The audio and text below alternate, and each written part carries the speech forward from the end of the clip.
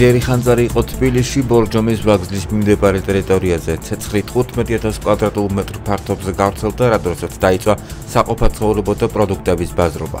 ხანძრის ქრობაში 30 სამაშველო ავტომანქანა იყო ჩართული. ამ დროისთვის ცეცხლი ლიკვიდირებულია, შემთხვევას მსხვერპლი ან ვინმეს დაშავება არ მოჰყოლია. უსაფრთხოების მიზნით მაშველებმა მიმდებარე ტერიტორიაზე არსებული კლინიკიდან პაციენტების ევაკუაცია განახორციელეს.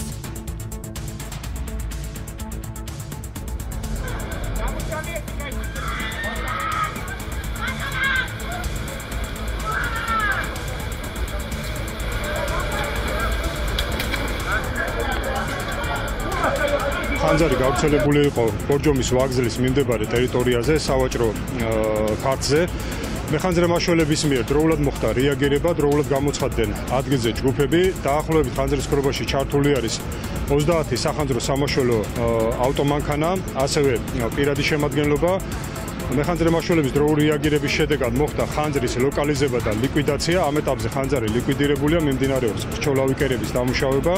რაც შეეხება მიმდებარე ტერიტორიაზე არსებულ კლინიკებს, მეხანძრე მაშველების მიერ მოხდა აღნიშნული კლინიკებიდან პაციენტების ევაკუაცია, დაშავებულების შესახებ ამ ეტაპზე ინფორმაცია არ გვაქვს. კვადრატულობას რაც შეეხება 15,000 კვადრატზე არის დაახლოებით დამწვარი შერეული ბაზრობის ტერიტორია და ამ ეტაპზე მიმდინარეობს დაქრობითი სამუშაოები ხრჩოლავი კერების.